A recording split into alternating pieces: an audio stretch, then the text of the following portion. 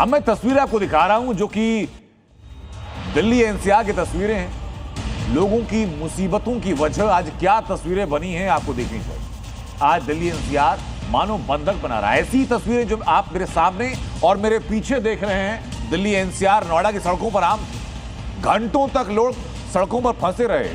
वजह थी नोएडा में कंपनी के खिलाफ कर्मचारियों की नाराजगी।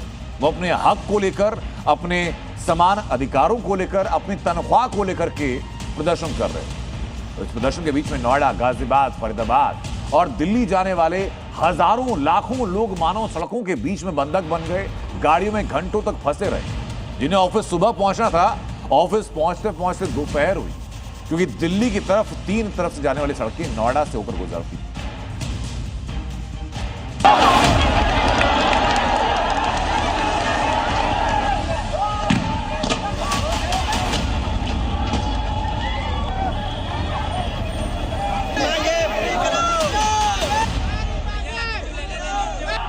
तोड़फोड़,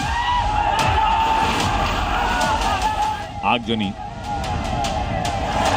पत्थरबाजी और हंगामा। ये सारी तस्वीरें यूपी दिल्ली बॉर्डर से सटे नोएडा की हैं, जहां मजदूरों के हक की मांग से शुरू हुई लड़ाई हिंसक संग्राम में तब्दील हुई।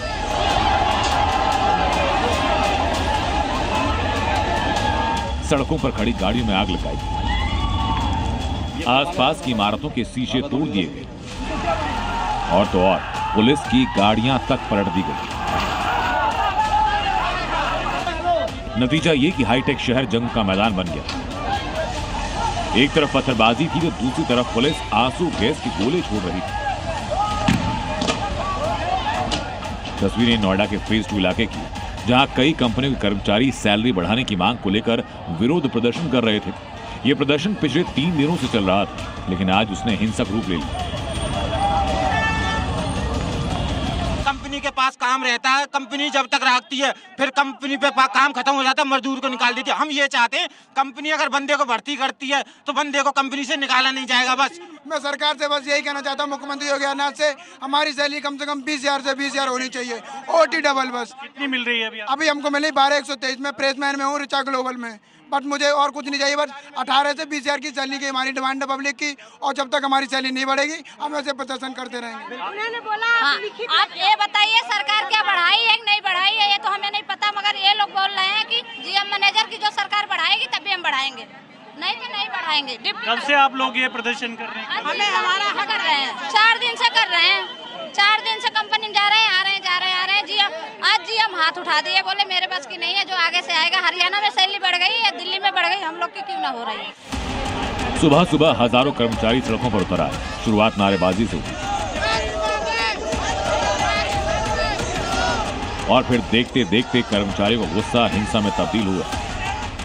मजदूरों का यह प्रदर्शन कम वेतन की वजह से था, जिसमें न्यूनतम सैलरी बढ़ाने की मांग की गई। इसके अलावा साप्ताहिक छुट्टी, दोगुना ओवरटाइम, बोनस और समय पर तनख्वाह देने की मांगे शामिल। अपनी तनख्वाह, ओवरटाइम और बोनस को लेकर शुरू हुए प्रदर्शन ने इतना हिंसक रूप अपना लिया था कि यहाँ पर कई गाड़ियों को आग के हवाले कर दिया गया। नोएडा के फेज़ 2 के अंदर कई सारी ऐसी इंडस्ट्री हैं जहाँ के मज़दूर पिछले कई दिनों से लगातार जो है न्यूनतम मजदूरी भत्ता जो होता है उसे दिए जाने की मांग कर रहे थे, लेकिन 4 दिन तक जब ना तो मैनेजमेंट ने या प्रशासन ने नहीं सुना, तो उसके बाद तमाम मजदूर और कर्मचारी जो है वो सड़कों पर उतर आए, जिसके बाद जमकर जो है विरोध प्रदर्शन किया गया, तोड़फोड़ की गई। हंगामा हुआ तो पुलिस ने समझाने की कोशिश की, लेकिन प्रदर्शनकारी माने नहीं। इनसे बात करें, वापस चलो कंपनी, हम लोग भी कंपनी चल रहे हैं, बैठ के बात होगी वहाँ पे, जो बातें आपको करनी है इनसे कर लीजिए। एक तरफ प्रदर्शन था तो दूसरी तरफ इसका असर नोएडा से आने जाने वाले लोगों पर हुआ। सुबह ऑफिस जाने वाले हजारों लोग घंटों जाम में फंसे, क्योंकि सड़कों पर प्रदर्शनकारी थे। मुसीबत तब और बढ़ी जब धीरे धीरे प्रदर्शन नोएडा के कई हिस्सों में फैला। Noida phase 2, sector 60, sector 63, sector 62 और NH9, ये नोएडा के वो इलाके जो गाजियाबाद, फरीदाबाद, ग्रेटर नोएडा और दिल्ली को जोड़ते हैं। नतीजा ये कि कई किलोमीटर तक गाड़ियों की लंबी लाइनें रहीं और घंटों तक ट्रैफिक जाम रहा। कहाँ से फंसे हो भैया जाम में? बहुत देर से। लालकुआं से। लालकुआं से ऐसे ही ट्रैफिक के पीछे भी बिल्कुल। अभी ऐसे फंसी हुई है बहुत देर से क्या जी हाँ है? हाँ जी, बहुत देर से अभी इसी रोड पर ट्रैफिक लगी हुई है। अच्छा, नहीं ट्रैफिक खुली अभी नहीं, सब जाम की वजह से सबका सिस्टम ही खराब हुआ पड़ा है सर। हालत खराब है, ऑफिस पहुंचना है, अभी तक पहुंचे ना है। आधी सैलरी कट जाएगी, नहीं पहुंचे ना पहुंचा जिस हिसाब से टाइम दिख रहा है जाम है। बॉस को बता दिया कि जाम है, क्या करे बॉस, तो सैलरी काटेगा, बॉस को क्या मतलब है, ड्यूटी पहुंचना है। हालात बिगड़ते देखकर लखनऊ से यूपी पुलिस मुख्यालय में रणनीति तैयार की, कंट्रोल रूम के जरिए व्यवस्था सुधारने की प्लानिंग की गई। फिलहाल नोएडा प्रशासन ने नाराज कर्मचारियों को शांत करने के लिए 30 नवंबर तक बोनस का आश्वासन दिया, लेकिन इसके साथ ही प्रदर्शन के नाम पर उपद्रव करने वाले आरोपियों के खिलाफ सख्त कार्रवाई के निर्देश दिए गए। ब्यूरो रिपोर्ट, जी मीडिया।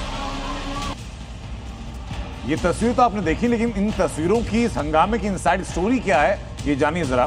दरअसल 9 अप्रैल को मैं तस्वीर दिखाता हूं आपको और आपको बताता हूं ग्राफिक के माध्यम से। 9 अप्रैल को यह हंगामा शुरू हुआ, नोएडा के फेज 2 के बाहर प्रदर्शन शुरू हुआ। अब वहां प्रदर्शन के लिए बैठे लोगों की मांग थी कि उनका वेतन बढ़ाया जाए, उनका वेतन वृद्धि को लेकर के मांग थी। इसके बाद क्या हुआ? 9 से 11 अप्रैल तक शांतिपूर्वक प्रदर्शन चला, तब तक उनकी सुनवाई नहीं की गई, आरोप कहा जा रहा है। 12 अप्रैल को मजदूरों का जो आंदोलन है ये और तेज होना शुरू हुआ, अपनी मांगों को लेकर के और ज्यादा उग्र होने शुरू हुए। उसके बाद ग्रेटर नोएडा के इकोटेक में मजदूर अचानक से भड़क जाते हैं। एक महिला मजदूर को पुलिस की गोली लग जाती है, यह आरोप बताया गया। हालांकि पुलिस ने कहा कि कहीं गोली नहीं चली है। उसके बावजूद इसका असर क्या हुआ? गोलीकांड की खबर फैली तो बाकी मजदूर जो नोएडा के अलग अलग हिस्सों में थे वो आक्रोशित हो गए। कई कंपनियों के कर्मचारी इस समर्थन में सड़कों के ऊपर आ गए और उसके बाद वो हुआ जो आज नोएडा के अंदर देखा गया, वाहनों को आग तक लगाई। अब बात उस कट्टरपंथी सोच की जो निजी खुशियों में जहर घोलने में लगी। उत्तर प्रदेश का संबल, वहां से एक ऐसी तस्वीर जिसने सामाजिक सौहार्द पर कई सवाल निशान खड़े कर दी। एक हिंदू परिवार के घर में शादी थी, खुशियां मनाई जा रही, म्यूजिक बजाया जा रहा था, डीजे लगाया गया, लेकिन वही डीजे पड़ोस में रहने वाले एक मुस्लिम परिवार को, कुछ कट्टरपंथी सोच के लोगों को इतना चुभ गया कि वहां बात पत्थरबाजी और हाथापाई तक पहुंच गई। हिंदू की शादी में डीजे बजेगा तो कट्टरपंथी बवाल करेंगे। ये सवाल उठा है संभल में, जहां अब तक मजहब के नाम पर कट्टरपंथियों ने हिंदू पर पत्थर बरसाए, वहां अब हिंदू परिवार की शादी में डीजे बजाने पर पत्थर बरसाए जा रहे हैं। ये तस्वीरें देखिए, ये हंगामा, ये मारपीट सिर्फ इसलिए क्योंकि एक हिंदू परिवार के शादी समारोह में डीजे बज रहा है। जगह है संभल का असमोली इलाका, जहां के गांव में वाल्मीकि परिवार के घर में शादी की रस्में चल रही थी, लेकिन इसी को लगी कट्टरपंथियों की नजर। एक शादी में कुछ मौलानाओं ने पत्थरबाजी कर दी। शादी में लोग नाच रहे थे, महिलाएं नाच रही थीं, शादी का जश्न खुशी मना रही थीं, उनके बेटे की शादी थी और उसमें अचानक यहां से पत्थर चलने लगे और धड़ाधड़ पत्थर चले। आरोप ये कि पड़ोस में रहने वाले ताहिर, अरकान और फुरकान को डीजे का म्यूजिक और घर वालों का डांस रास नहीं आया। पहले गाली गलौज की, जब हिंदू परिवार ने विरोध किया तो पूरा कुनबा हमलावर हो गया। शादी में मेहमानों पर पत्थरबाजी की गई, भगदड़ मच गई।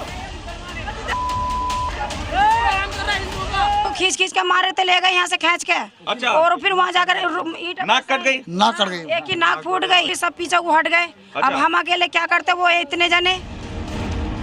संभल के फतेहपुर गांव में करीब 6000 से ज्यादा मुसलमान हैं और वाल्मीकि समाज के सिर्फ 10 घर। मगर कभी ये नहीं सोचा गया कि यहाँ शादी में डीजे बजाना भी मुश्किल हो जाए। परिवार का आरोप ये कि मुस्लिम समुदाय के लोगों ने महिलाओं और बाकी लोगों के साथ बदसलूकी की।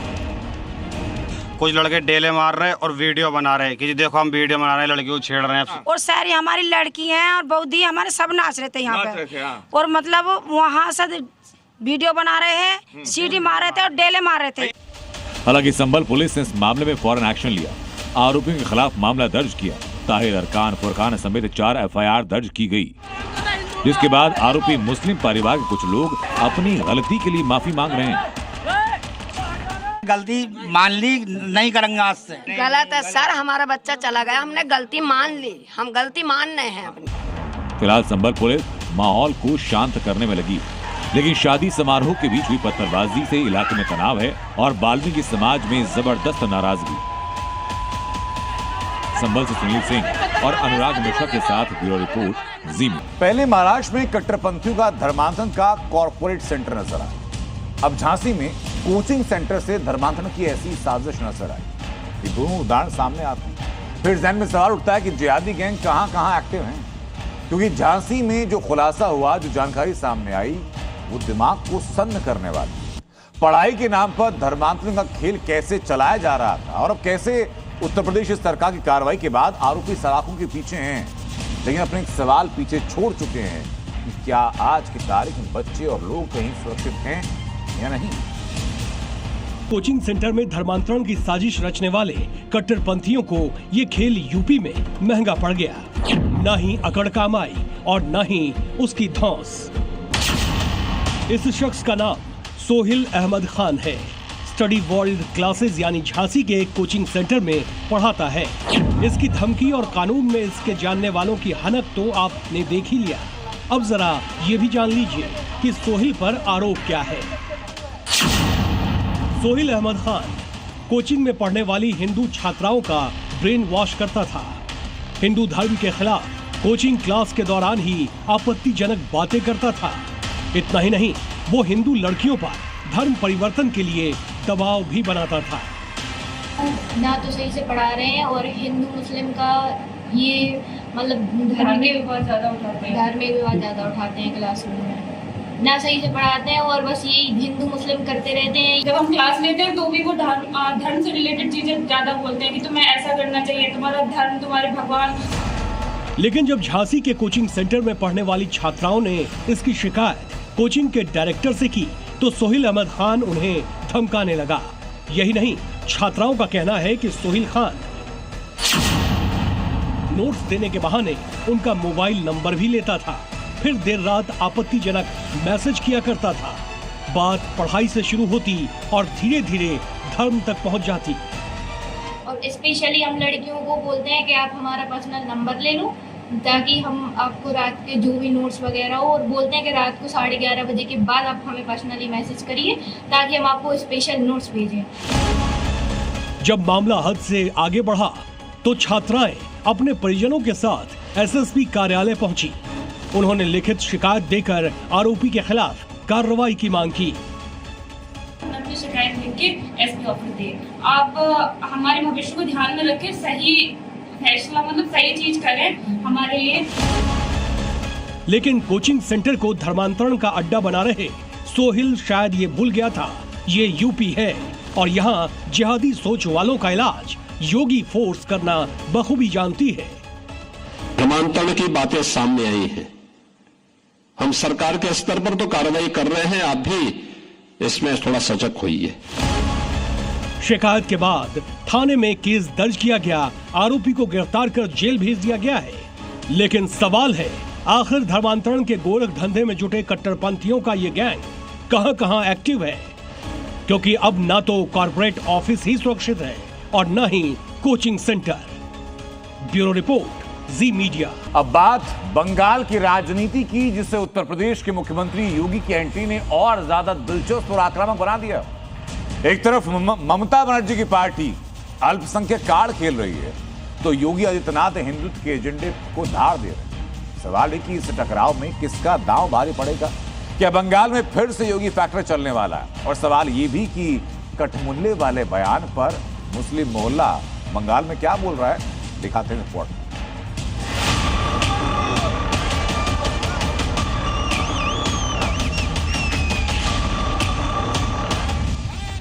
बंगाल की सियासत अब सिर्फ मां माटी मानुष तक सीमित नहीं। बंगाल के रण में योगी की एंट्री के बाद सियासी जंग सीधे हिंदू बनाम मुसलमान हो चुकी है। बंगाल में बंगला ही बंगाली ही बोली जाएगी। ये कठमुल्लापन की संस्कृति यहाँ नहीं चलने दी जाएगी, किसी भी स्थिति में नहीं चलने दी जाएगी। निशाना ममता के भरोसेमंद चेहरों में से एक फरहाद हकीम पर था, जो चौथी बार पोर्ट विधानसभा सीट से चुनावी ताल ठोक रहे हैं। एक पुराना बयान खूब वायरल है। इंशाअल्लाह ताला एक दिन ऐसे होगा जब बंगाल के आधे पॉपुलेशन वो भी उर्दू बोलेंगे और उर्दू शेर शायरी बोलेंगे। टीएमसी खुलकर मुस्लिम दांव खेल रही है। बीजेपी भी हिंदू वोटों को साधने में जुटी है और भरोसा ये कि यूपी के सीएम योगी आदित्यनाथ जिन्होंने बंगाल में चुनावी एजेंडा सेट कर दिया।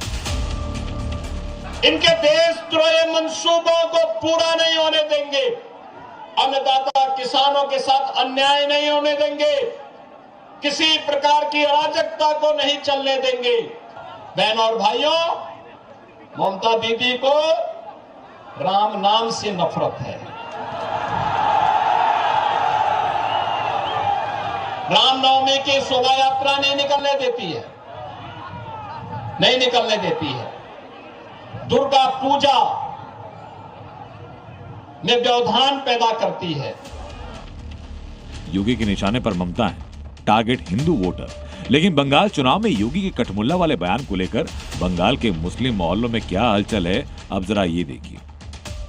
वो अपना सत्ता को कायम करने के लिए कुछ भी तरीका इस्तेमाल कर सकती है, क्योंकि उसको पता है कि बंगाल में उनका कोई दाल गलने वाला नहीं है। टीएमसी जो है बेस्ट है। यहाँ दीदी था, दीदी रहेगा, जब तक रहेगा दीदी रहेगा। जो बोलते हैं वो काम करती है दीदी। बीजेपी का यहाँ बंगाल में कोई नाम नहीं रहेगा। मुसलमान को नमाज नहीं पढ़ने देगा, वो बहुत कुछ बोलता है, लेकिन बोलने से कुछ नहीं होगा, करके दिखाने पड़ेगा। सी मीडिया की टीम कोलकाता के कई मुस्लिम मोहल्लों में पहुंची और ये जानने की कोशिश की कि योगी के कठमुल्ला वाले बयान को लेकर बंगाल के मुसलमानों की क्या राय है। योगी आदित्यनाथ जी जिस तरह की भाषा का प्रयोग करते हैं वो एक सीएम के लिए बहुत ही दुर्भाग्यपूर्ण बात है। ये सिर्फ बंगाल के राजनीति को यहाँ पर ही धर्म के चश्मे से देखने के लिए योगी आदित्यनाथ बंगाल में आकर के इस तरीके का अपशब्द बोल रहे हैं। जितने बार योगी आदित्यनाथ बंगाल में आएंगे उतना ही ग्राफ जो है बीजेपी पार्टी का यहाँ से घटेगा।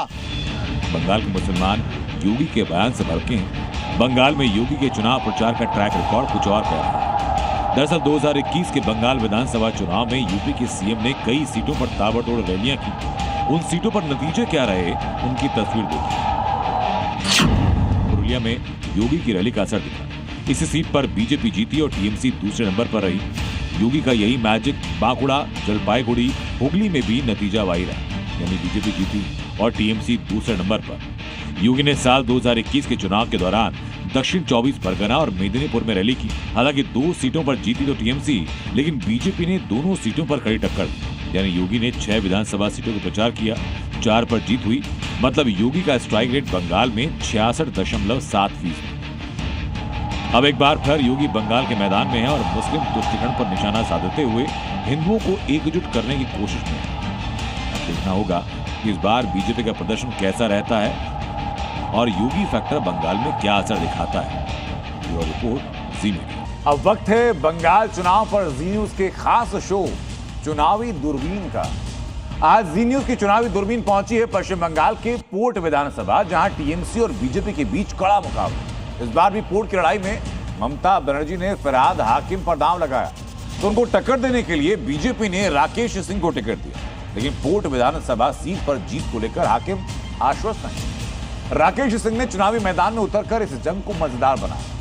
वोटर क्या कह रहा है, वोट क्या गणित क्या कह रहा है, आप देखिए हमारे सहयोगी प्रमोद शर्मा के साथ चुनावी दूरबीन।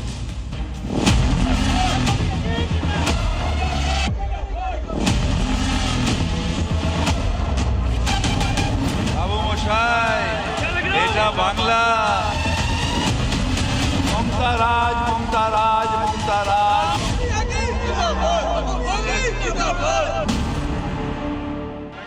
मैं हूं बाबू मोशाय और इस वक्त मैं मौजूद हूं पोर्ट विधानसभा सीट पर और टीएमसी के दिग्गज नेता बॉबी हकीम इस वक्त प्रचार कर रहे हैं। तस्वीरें देख लीजिए और मेरी दूरबीन से मुझे तो भीड़ नजर आ रही है।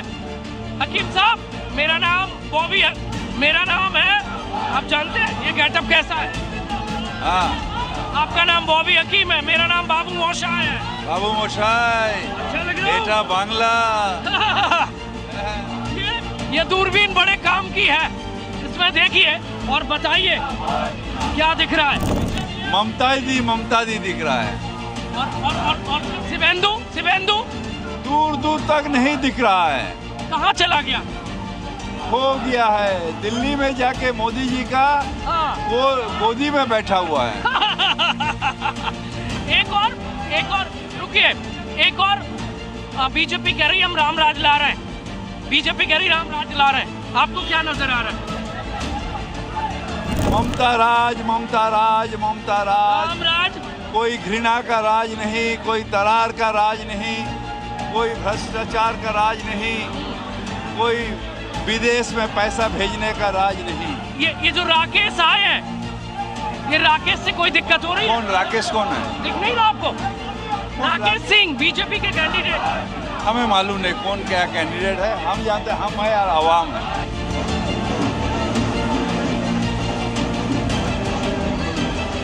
इसमें देखिए कितनी सीटें आ रही हैं इस बार, सीटें कितनी आ रही हैं? हमें तो दिख रही है पकड़ के देखिए एक बार, कितनी सीट है? 250। 250 ज्यादा हो जाएंगी। इसमें आखिरी सवाल है मेरा, इसमें देखिए एसआईआर से किसको नुकसान हुआ है? एसआईआर से बीजेपी को नुकसान हुआ है, टीएमसी को नहीं हुआ है। बीजेपी को नुकसान। मेरा नाम बाबू मोसाए है। बाबू मोसाए आपका नाम? मेरा नाम मदन मोहन साहब है। दोनों साई साई। ये बताइए, सुनिए ना, ये जो दूरबीन है बड़ी कमाल की है। देखिए बताइए, अंदर में एक ही बात नजर आ रहा, ममता बनर्जी विराट। देखिए हम लोग जो देख रहे हैं, देखिए कौन दिख रहा है? जहाँ भी दिख रहे हैं ममता बनर्जी दिख रही है। ममता दिख रही है।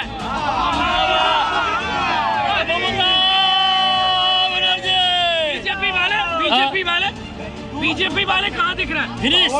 हवा में दिख रहे हैं। क्या नाम है आपका? नाम क्या है? परवेज भाई। बीजेपी कह रही है हम यूसीसी ला रहे हैं। कुछ नहीं ला रहा है, बीजेपी ला रहा है दंगा फसाद मार धाड़। हाँ, सिर्फ ममता बनर्जी और फरहाद हकीम। बीजेपी सलाखों के पीछे नजर आ रहा है। इसमें सलाखों के पीछे नजर आ रहा है। बीजेपी तो कह रही विकास ही नहीं किया फरहाद हकीम ने। बहुत कुछ किया है, बहुत कुछ किया, बहुत कुछ, सब कुछ दिख रहा है। विकास किया, उन्नति किया, सब कुछ किया है। मोदी दिल्ली में दिख रहा है। दिख रहा है खाली हमको, और कुछ नहीं दिख रहा है। मोदी जी हम लोग के लिए बहुत काम कर रहे हैं, नोटबंदी कर रहे हैं। और क्या करेंगे? अपनी माँ को लाइन में खड़ा कर दिया। क्या कह रहे हैं? दीदी हम लोग का बॉबी दा दीदी, बॉबी दा दीदी, बॉबी दादा। हाँ, और दीदी बॉबी हकीम जब से यहाँ पर है बहुत सारा काम किया बॉबी हकीम। राकेश सिंह वो एक एंटी सोशल है, वो तो आएगा ही नहीं सामने, बिल्कुल दिख रहा है। जेल में था, जेल में ओनली दीदी दिख रही है। जिंदाबाद। शुभेंदु कहाँ है? देखिए ना, शुभेंदु हिरा गया। किधर? हिरा गया। बंगाल शेरनी ममता बनर्जी, बंगाल शेरनी। बीजेपी तो कह रही राम राज ला रहा है। अरे वो राम जी का नाम बेच रहा है।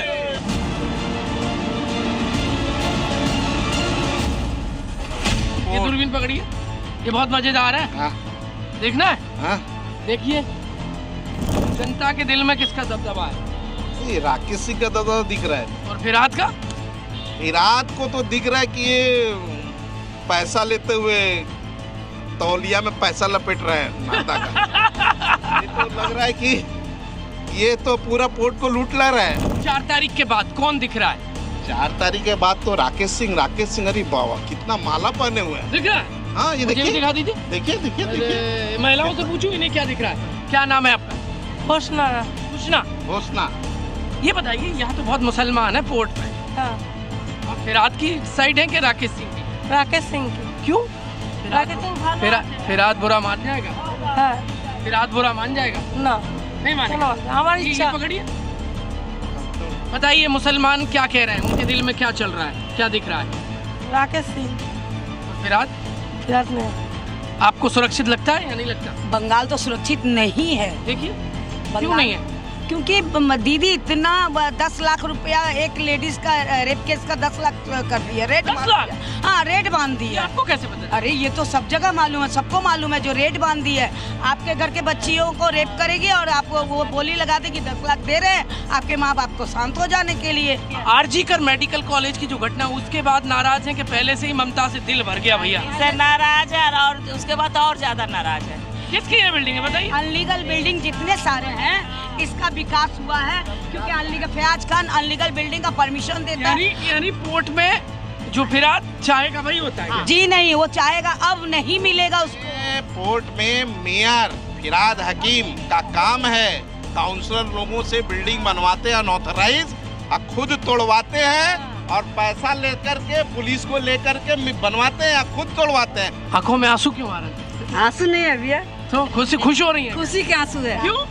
राकेश सिंह आ रहे हैं इसीलिए खुशी के आंसू। अभी तो वोटिंग नहीं हुई है, नतीजा आया, आप अभी से खुश होने लगी। देखना नतीजा निकल गया, इसी की वजह से आंसू आ रहा है। अच्छा, वोटिंग से पहले वोटर बवाल काट रहा है। फिराद हकीम कह रहे हैं कि भाई ममता थी, ममता है, ममता ही रहेगी। और फिराद यानी मेरी टक्कर में राकेश सिंह मुझे नजर नहीं आ रहे। वोटर कह रहा है कि भाई वो तो इलीगल बिल्डिंग बनवाते हैं, तोड़वाते हैं, फिर कमीशन खाते हैं। तो अब राकेश आ रहे हैं, क्योंकि राकेश आएंगे तो महिलाओं को सुरक्षित कर जाएंगे। चुनावी दूरबीन में आज बस इतना ही। पश्चिम बंगाल में सियासी पारा चरम पर है। आरोप लग रहे हैं, प्रत्यारोप बताए जा रहे हैं। अब ये राजनीति का जो फेज है वो खुलकर पश्चिम बंगाल में सामने आता है। पोस्टर वॉर भी, हिंसा के आरोप भी, दल बदल का खेल भी है। चुनाव से पहले बंगाल पूरी तरीके से पॉलिटिकल ग्राउंड है। अब दिखाते हैं आपको बंगाल चुनाव से जुड़ी हुई आज की कुछ बड़ी खबरें। पश्चिम बंगाल के खड़गपुर से एक बार फिर सियासी टकराव की खबर सामने आई। दिलीप घोष के पोस्टर फाड़े जाने को लेकर बीजेपी ने टीएमसी पर गंभीर आरोप लगाए हैं। बीजेपी का दावा है कि खड़गपुर म्युनिसिपैलिटी के वार्ड नंबर 27 में दिलीप घोष के समर्थन में लगाए गए कई पोस्टर को तृणमूल कार्यकर्ताओं ने फाड़ दिया। पार्टी का कहना है कि लोकतांत्रिक प्रक्रिया को प्रभावित करने की कोशिश है। वहीं दूसरी तरफ तृणमूल कांग्रेस ने इन आरोपों को सिरे से खारिज कर दिया है और इसे बीजेपी की राजनीतिक बयानबाजी बताया है। वहीं बांकुड़ा में एक सनसनीखेज मामला सामने आया, जहां बीजेपी की एक महिला नेता के घर में आग लगाने का आरोप तृणमूल कांग्रेस पर लगाया गया। हालांकि टीएमसी ने इन आरोपों को सिरे से खारिज कर दिया। फिलहाल इस घटना के बाद इलाके में तनाव का माहौल है। बीजेपी ने इसे सुनियोजित साजिश करार दिया है, जबकि तृणमूल कांग्रेस का कहना है कि आरोप पूरी तरह राजनीति से प्रेरित है। बंगाल की सियासत में अब बुर्के वाली वोट बैंक को लेकर नई बहस छिड़ गई है। एक मुस्लिम महिला हुस्ना का दावा है कि 3 तलाक पर रोक के बाद उसकी जिंदगी में बड़ा बदलाव आया है। हुस्ना का आरोप है कि पश्चिम बंगाल में रेप जैसे गंभीर मामलों में भी पैसों के जरिए समझौते की कोशिश होती है। उसका कहना है कि किसी वजह से अब उसका भरोसा ममता बनर्जी सरकार से उठ गया है। उसने क्या कर दिया? वो 3 तलाक उठा दिया, लड़की को सुरक्षित रखता है। और ममता जो है वो घूस दे के धामा चापा दे देता है, टेप में पैसे दे के धामा चापा दे देती है। मतलब राजीनामा करा है। मुस्लिम महिला की कोई इज्जत नहीं थी पहले ना। विधानसभा चुनाव से ठीक पहले दक्षिण 24 परगना के डायमंड हार्बर इलाके में राजनीतिक समीकरण बदलते नजर आ रहे हैं।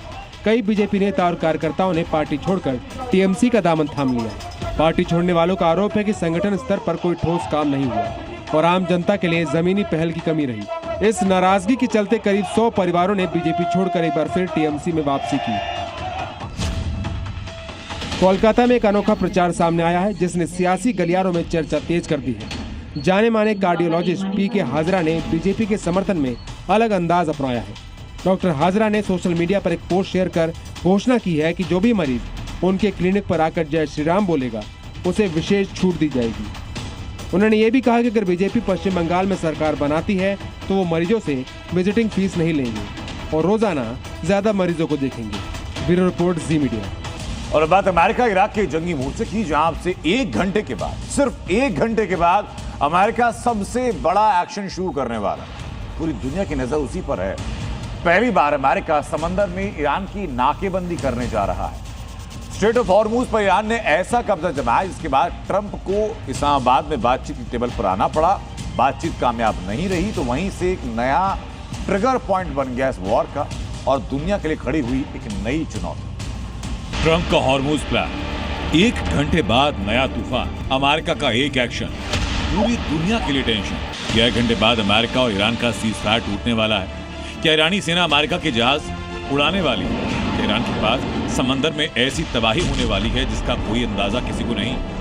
इस वक्त ऐसे कई गंभीर सवाल हैं जो पूरी दुनिया को परेशान कर रहे हैं। भारतीय समय के अनुसार जैसे ही शाम के 7:30 बजेंगे वैसे ही दुनिया की नई 7:30 शुरू होगी, क्योंकि अब जो ट्रंप करने जा रहे हैं उसका असर सिर्फ ईरान अमेरिका नहीं पूरी दुनिया पर होगा। स्ट्रेट ऑफ हॉर्मुज खुलवाने के लिए ईरान के खिलाफ ट्रंप ने जो ऐलान किया उसके अनुसार अमेरिका स्ट्रेट ऑफ हॉर्मुज का रास्ता पूरी तरह बंद कर देगा। समुद्री नाकेबंदी से ट्रंप ईरान पर दबाव बढ़ाना चाहते हैं। शाम 7:30 बजे से हॉर्मुज रूट पर अमेरिका की नाकेबंदी लागू होगी। इस कदम को ट्रंप गेम चेंजर बता रहे हैं, लेकिन ईरान अभी भी इसे बहुत गंभीरता से ले नहीं रहा। ईरान के अनुसार ट्रंप के फैसले से अमेरिका को नुकसान होगा। ईरानी संसद के स्पीकर बाघेर गालिबाफ ने कहा, हॉर्मुज पर दबाव यानी तेल गैस की कीमतें और बढ़ेंगी। तेल गैस की ग्लोबल सप्लाई पर असर पड़ेगा। बहुत जल्द अमेरिका के लिए $4 से $5 प्रति गैलन गैस का बोझ उठाना मुश्किल होगा। इतना ही नहीं, ईरानी संसद के स्पीकर हामिद रेजा हाजी ने कहा, स्ट्रेट ऑफ हॉर्मुज ईरान का एटम बॉम्ब है, यानी जिसका तोड़ अमेरिका कभी नहीं निकाल पाएगा। ईरान ऐसा क्यों कह रहा है, इसके पीछे की वजह समझिए। जैसे परमाणु बम का कोई तोड़ नहीं, अमेरिका अब उसी तरह धमकियों एक्शन के बाद ईरान का ये एटम बॉम्ब ग्लोबल इकोनॉमी को दे रहा है। परमाणु बम जैसे विनाश का हथियार है तो स्ट्रेट ऑफ हॉर्मुज आर्थिक परमाणु बम से कम है। एक तरफ ईरान की दिखाने की ये कोशिश कि ट्रंप की हॉर्मुज को बंद करने की रणनीति बैकफायर करने वाली है, तो दूसरी तरफ ईरानी सेना ने अमेरिका के लिए ऐसी चेतावनी जारी की जिसके बाद हॉर्मुज पर किसी भी वक्त नई जंग छिड़ने का खतरा है। हॉर्मुज स्ट्रेट में सैन्य जहाज भेजना सीज़फायर का उल्लंघन है। किसी गलतफहमी में न रहें, हम जवाबी एक्शन के लिए तैयार हैं। ईरानी पोर्ट्स पर खतरा आया तो इलाके में एक भी पोर्ट सुरक्षित नहीं बचेगा। ईरान की ये चेतावनी इसी तरफ इशारा कर रही है कि हॉर्मुज के पास समंदर में नया बारूदी तूफान उठने वाला है, जिसके बाद अमेरिका और ईरान के बीच अंतिम फैसला बातचीत से नहीं सिर्फ युद्ध से होगा। क्योंकि एक तरफ ट्रंप ईरान के रुख से परेशान है तो दूसरी ओर पूरी दुनिया ट्रंप के खिलाफ खड़ी होती नजर आ रही है। रूस के अनुसार हॉर्मुज को ब्लॉक करना अमेरिका की बौखलाहट है। चीन ने अपील की कि हॉर्मुज को लेकर दोनों पक्ष संयम दिखाएं। ब्रिटेन ने कहा कि हम अमेरिका के एक्शन से सहमत नहीं। फ्रांस, जर्मनी समेत कई यूरोपीय देशों ने ट्रंप के फैसले पर नाराजगी जताई। कुल मिलाकर ट्रंप के हॉर्मुज प्लान से पूरी दुनिया में हड़कंप है। एक तरफ इससे ऊर्जा संकट और गंभीर होगा तो दूसरी तरफ मिडिल ईस्ट में एक बार फिर बारूदी तबाही होनी शुरू हो सकती है। Bureau report. एक तरफ हॉर्मुज पर तनातनी है तो दूसरी तरफ ईरान की चेतावनी के बावजूद अमेरिका आगे बढ़ रहा है। धीरे धीरे हॉर्मुज पर पकड़ मजबूत करने की कोशिश हो रही है। अपने इसी मिशन को आगे बढ़ाने के लिए अमेरिका हॉर्मुज में माइंस को हटाने में लगा है। लेकिन सवाल ये कि अगर अमेरिका अपने मिशन में फेल हुआ तो ट्रंप के पास विकल्प क्या है? कैसे अमेरिका ईरान के बीच फिर डेडलॉक की स्थिति बन चुकी है, इस डिटेल में पूरी रिपोर्ट आपको बताऊंगा। एक तरफ ट्रंप ने स्ट्रेट ऑफ हॉर्मुज को ब्लॉक करने का ऐलान किया है तो दूसरी ओर हॉर्मुज में अमेरिका एक और चुनौती का सामना कर रहा है।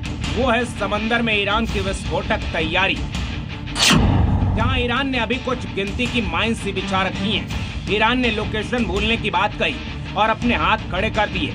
अब अमेरिका ने सी माइंस की तलाश में जहाज उतार दिए हैं। लोकेशन का अंदाजा न होने से खतरा लगातार बना हुआ है। इसलिए अमेरिका समंदर में बारूदी सुरंगों को हटाने के लिए माइन स्वीपर्स को इस मिशन में लगाएगा। क्योंकि अमेरिका का प्लान नाकेबंदी के बाद सबसे पहले हॉर्मुज रूट को पूरी तरह साफ करना है। इसके लिए अमेरिकी सेना कई तरह के उपकरणों का इस्तेमाल करने वाली है। अमेरिकी बेड़े के साथ पहले से ही माइन स्वीपर्स मौजूद हैं। हेलीकॉप्टर से माइंस को डिटेक्ट करने की कोशिश हो रही है। पानी के अंदर चलने वाले ड्रोन भी तैनात किए जा रहे हैं। राष्ट्रपति ट्रंप के मुताबिक ब्रिटेन के साथ कुछ और देश भी माइन स्वीपर्स भेजने वाले हैं। माइन स्वीपर एक विशेष प्रकार का छोटा युद्धपोत होता है। सोनार के जरिए समंदर के अंदर माइंस का पता लगाता है। माइन हटाने वाली एयरबोर्न यूनिट ऊपर से निगरानी करती है। अंडर वाटर ड्रोन फ्लीट भी माइन स्वीपर यूनिट का हिस्सा होती है। दुनिया में कुछ ही देशों के पास समंदर से माइंस हटाने की एडवांस तकनीक है। यहाँ तक कि माइंस बिछाने वाले ईरान के पास भी माइंस को सुरक्षित तरीके से हटाने के लिए अमेरिका जैसी क्षमता नहीं है। इसलिए अमेरिका का ये अभियान बहुत अहम है। लेकिन सारी कहानी इस बात पर अटक रही है कि आखिर ये सब करने के बावजूद अगर ईरान ने हॉर्मुज का रूट नहीं खोला, ईरानी सेना ने काउंटर कर दिया, अमेरिकी जहाजों को वापस लौटना पड़ा तो ट्रंप क्या करेंगे? ऐसी स्थिति में ट्रंप के पास बहुत ज्यादा विकल्प नहीं है। पहला रास्ता यह है कि अमेरिका ईरान पर फिर से बड़े हमले शुरू कर दे। दूसरा रास्ता हॉर्मुज को ब्लॉक करके बाकी देशों को एक्शन के लिए मजबूर करना। तीसरा विकल्प है ईरानी पोर्ट्स और पावर प्लांट पर हमला, जिसके लिए ट्रंप ने पहले डेडलाइन सेट की थी और आखिरी वक्त में सीज़फायर का फैसला हुआ। चौथा और अंतिम विकल्प है ईरान के तटीय इलाके में ग्राउंड ऑपरेशन शुरू करना। कुल मिलाकर 40 दिन की जंग, हॉर्मुज पर हजारों धमकियों के बाद ट्रंप के सामने फिर वही सवाल खड़ा हो गया है जो सीज़फायर से पहले था। यानी कि ईरान का रुख बदलने के लिए, तेहरान को झुकाने के लिए ईरान के साथ सीधे जमीन पर जंग, क्योंकि हॉर्मुज स्ट्रेट का मुद्दा भी अब ईरान के न्यूक्लियर प्रोग्राम की तरह हो गया है, जिसे लेकर ईरान झुकने को तैयार नहीं है और ट्रंप के किसी एक्शन का अब तक कोई असर होता हुआ नहीं दिख रहा। ब्यूरो रिपोर्ट, जी मीडिया।